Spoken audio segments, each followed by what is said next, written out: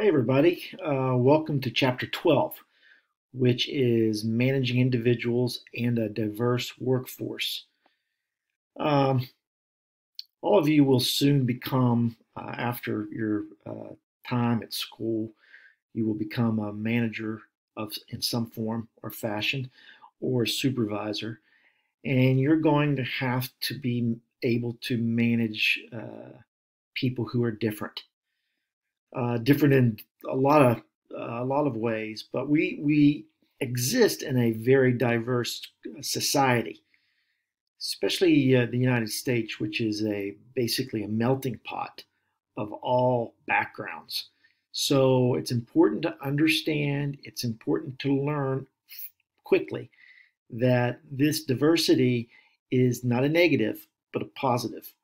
And so we have to be able to manage these individuals who are on our watch, who work for us, and all of them are different. So there's a lot of diversity. So let's take a look at diversity and the implications of it. Here are the learning outcomes for this chapter.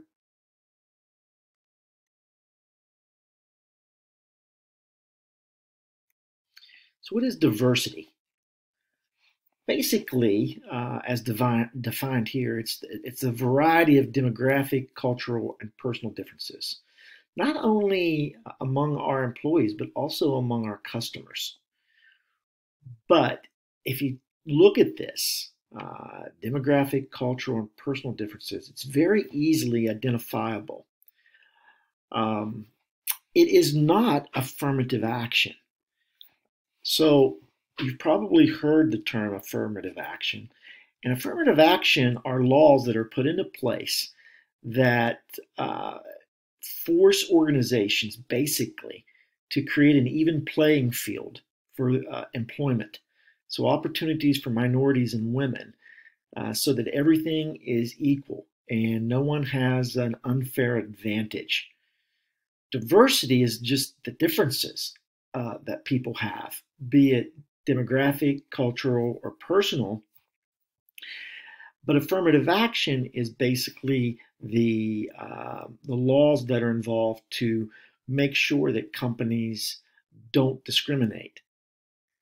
And so the purpose of diversity is to create a positive work environment for everybody and to make sure that there's no advantages or disadvantages for anyone.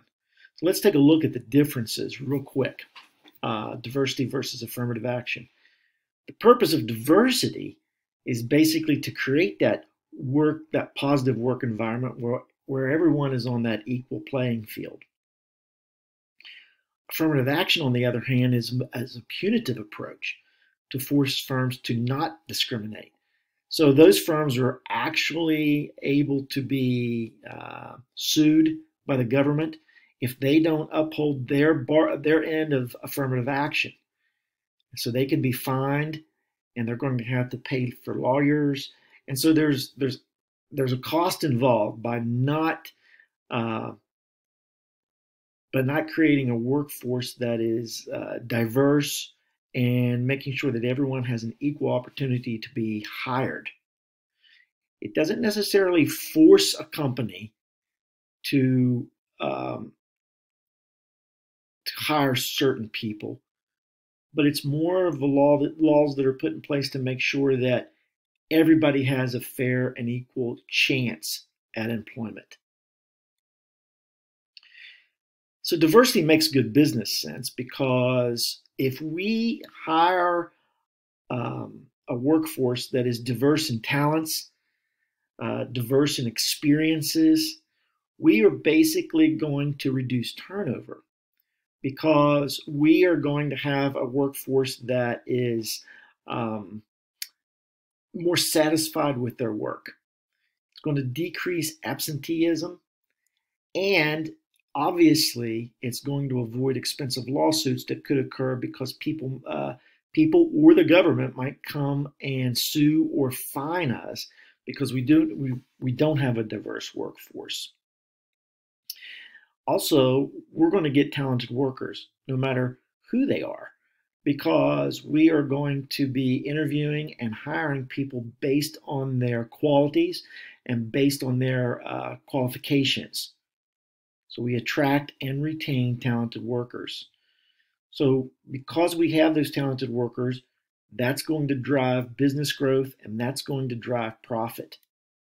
And it's going to help us grow through basically being able to have higher quality people who can solve problems for the firm. Surface level diversity basically are the differences that people can see in a workforce. They're observable differences, easy to measure. So you're looking at age, sex, race, and ethnicity, physical disabilities. Just by looking, just by sight, we can identify the diversities by seeing someone. These surface level diversities is sometimes one of the first things that managers might do. They might take a look at, let's say you're a new manager, you come into a firm and you take a look at the people that you're managing, and all of a sudden you go, it seems that everyone here is a man, is a male. How come there aren't any women? Or everyone here is Mexican. Why is everyone Mexican? Is there a reason for that? So surface level diversity is one of the first things that is recognized. And it's the initial impressions and categorizations of workers, co-workers, bosses, customers, or job applicants. It's the first thing that we see. Okay, we see these things, and we get our first impressions from this surface level diversity. And if you take a look at surface level diversity and the possibilities of discrimination, you can take a look at age. Let's take a look at age. Let's say you inherited a team of 12 people, and you notice that everyone on this team is under the age of 25. Now, in some cases, that may be totally appropriate, but in other cases, you might ask someone or your supervisor, your manager, why is everyone here so young? Or if you inherited a group of a team of 25 people and you noticed they were all females or all males. So recognizing that age discrimination is much more pervasive than expected, it's easy to see. And so it's surface level. I mean, we can tell just by looking, we can see. Although we don't know people's exact age, we can categorize and say, well, most people here are young. There are no older people. The same thing with sex. We can say everyone here is male. And we want to make sure that those things don't happen. And so with surface level diversity, it's an easy way for us to reduce discrimination because we can quickly observe what's happening in the workforce. Sexual orientation or gender identity, not as easy sometimes to identify, but it is one of the categories in surface level diversity. And we have to understand that, and this is a newer basis of discrimination. So it's something that we have to be aware of as a manager or a supervisor. Race and ethnic background is another. That's one that is fairly easy to recognize, as is mental or physical disabilities, handicapped. So taking a look at these surface level diversities is the first step in determining whether or not, maybe I have a problem here with diversity. Or you could take a look and say, wow, we are pretty well diverse in this work group, and that's a good thing. And I'm appreciative of that. Let's talk about deep level diversity, because this is fairly interesting. This is basically, deep level diversity is basically going in and getting to know people. Okay, it's going in and talking to your employees. It's going in and I'm sorry, I had to pause there for a second. But deep level diversity is where we get to know people, their personalities, their attitude, their beliefs and values. When we actually get to know people, it can lead to less discrimination, conflict, less prejudice in the workplace. And we have an increasing amount of social integration. So as managers and supervisors, you have to get to know the people that you supervise. You have to understand where they come from, what their core values are, what their beliefs are, what their personalities are like. When we actually do that, then the surface level diversity characteristics actually become less observable because we're looking at people. We're not looking at a person as a handicapped. We're looking at those people as responsible employees. We're looking at those people as qualified and valuable to the firm. Once we know what's inside them. So this deep level diversity is what we strive for as managers. And we want to strive for that type of diversity among our peers and the people that we work with. Let's talk about personality dimensions, because as a manager, you are going to be expected to understand the personality of each of your subordinates.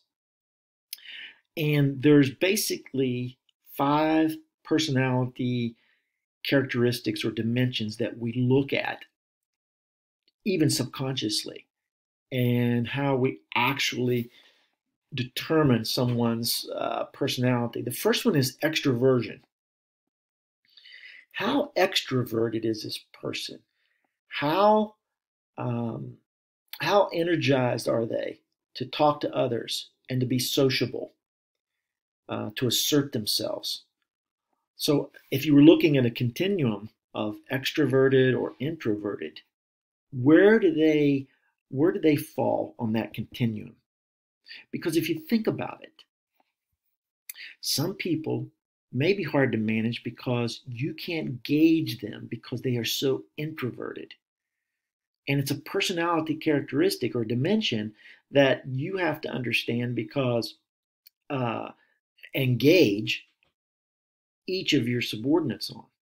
Emotional stability, basically, the degree to which someone is not quick to fly off the handle, someone who's not quick to get angry or depressed or anxious.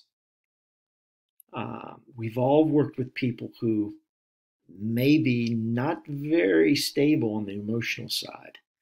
And as a manager, you have to realize this. Obviously, we're striving to get a workforce that has emotional stability. I would imagine that today, currently, as we're talking and studying these chapters, that because of the things that are going on in the world, there's a lot of people in the workforce who are very anxious and very emotional and insecure. So extroversion and emotional stability are 2 of the 5 personality dimensions that we want to think about. And even as workers ourselves, we want to think that we are fairly extroverted, but we're not gregarious. We're not boastful or braggart, cocky. We want to think that we have emotional stability, but we also want to have some emotion. We want to be able to get excited about some things, but we want to fall on these continuums where they are acceptable and where they are looked at upon as positive. Agreeableness. How agreeable is a person? Are they cooperative, forgiving, good-natured, tolerant, trusting? I'm sure you've worked with people or know people who they're totally disagreeable. They're not polite. They're not forgiving. It's only their way and no other way. They're not tolerant of anyone. They don't trust anyone. They may fall on the total opposite uh, point of the continuum. And so, again, it's part of the personality as we're looking at our employees and the diversity within them. We want to try to strive for more of these qualities. These qualities have nothing to do with race, religion, sex, ethnicity. They have nothing to do with that. You're trying to gauge at a deeper level diversity. You're trying to look at, okay, is this person agreeable? No one can come back and sue the company by saying, you didn't hire me because I'm not agreeable. Yeah, you're right. I didn't hire you because you're not agreeable. But you can't sue someone for that. I hope you see what I'm saying here. So we're looking at a deeper level of diversity, not that surface level. The surface level diversity, those are the characteristics that we cannot discriminate against. But the deeper level diversity, these personality dimensions, are something that we would strive for. Conscientiousness. The degree of someone's organized, they're responsible. They have a conscience. They're conscientious. So an example of this would be, let's say you're a manager and you've got two people working the night shift, the closing shift, and the store closes at 11, and there's two people there, and they know that certain things have to be done before you leave the building. And one says, I'm done. It's 11 o'clock. I'm getting out of here. And the other one says, well, wait a minute. We have to do this, this, and this. We've got to close the register. We have to sweep the floor. We have to make sure everything's ready for opening, blah, blah, blah. One person is conscientious. The other one is not. So which one do you want to keep on your staff? Which one do you want to keep as one of your employees? So the conscientiousness is very important. And then open to experience. Someone who's broad-minded, open to new ideas, open to change. So you manage these people, and if you took a look at these 5 personality dimensions: extroversion, emotional stability, agreeableness, conscientiousness, and openness to experience, you can see where, as a manager, these are really important characteristics, okay? And if you can get a crew of people, a group, a team together that falls in the best places on the continuum for each of these 5 elements, you're going to have a really good team. Okay, some principles that we want to look at with diversity. Obviously, we want to follow state laws regarding equal opportunity employment. We have to see beyond that surface level diversity. Treating group differences is important, or as important, but not special. Okay, we know that people are different, and we have to recognize that. But we don't give them special treatment over anyone else. They get equal treatment.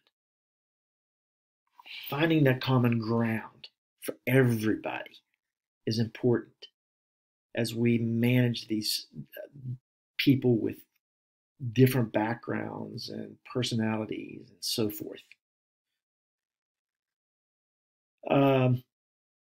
Tailoring opportunities to individuals, not groups, making sure that we offer everybody an equal opportunity, maintaining high standards, basically wanting feedback, both negative and positive, from everyone so that things can be changed and put in the right direction. Make sure we change the negatives that might be occurring. Setting high but realistic goals. Setting high but realistic goals, meaning that when we hire people and when we create a workforce as managers, we have to make sure that we are really setting goals for everybody, equal goals, and challenging people, but they have to also be realistic. Training. There's skill-based diversity training. We have to make sure that our employees have the skills they need to manage a workforce that's diverse. And so this is a little bit higher level management, but as when you first get a job, you'll go through training. Everybody will go through training, no matter what level they're on, that will address diversity and talking about how you act in the workplace or don't act in the workplace so that you don't offend someone or so that you don't insult someone from a different background. But this skill-based diversity training is it's used for everyone. Looking at all the different types of, flexibility and adaptability, negotiation based on diversity, how we solve problems among different types of groups of people, and resolving conflict. And a lot of it has to do. I mean, you're young, but you're going to be in charge of. You're going to be in charge of a diverse work group.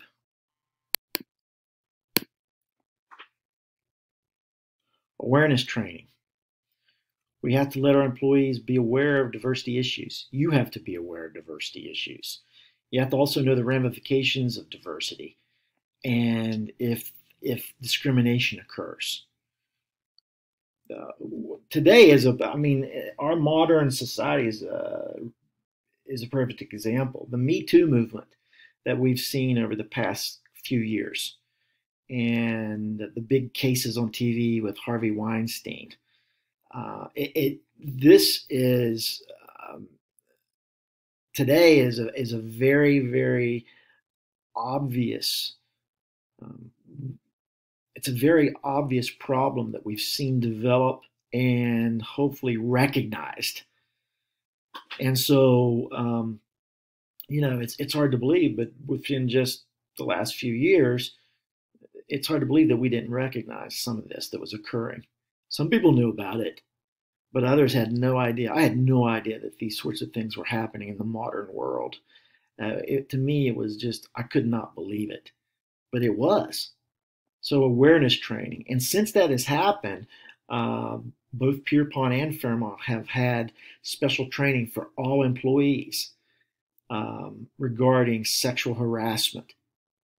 But when you get into the workplace, you're going to have to be aware of this. And you're also going to have to know that serious consequences can occur if these types of things happen. Diversity pairing is where we actually put people of different backgrounds together, maybe to help them to get to know each other. And it also would help in their learning. Because think of this. Let's say we have, you manage a workforce of 20 people, and you've got a few older employees and you've got a few younger employees.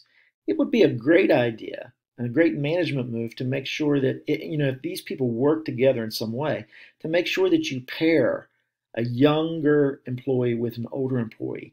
Not only so the young can learn from the older experienced employee, but maybe so that the older employee can learn some of the differences and some of the needs of the younger employee. So they get to know each other. And maybe they can change some of the beliefs and attitudes some of the negative beliefs and attitudes that they have towards each other. So this is called diversity pairing, and it happens in a workforce. So this chapter simply gives you an idea of some of the things that you have to be aware of when you're managing a group of people, because they are going to be diverse. It's just the nature of the game, it's the nature of our society. And so don't forget to take the quick quiz that will be available in course content for this chapter. Don't forget to take that quiz, and that's pretty much it. I hope things are going well. I hope that this is helping at some level, since there's no other way to get the information out to you. But if you have any questions or concerns, please email me or course message me. I check those constantly. Take care, and we'll see you in the next chapter.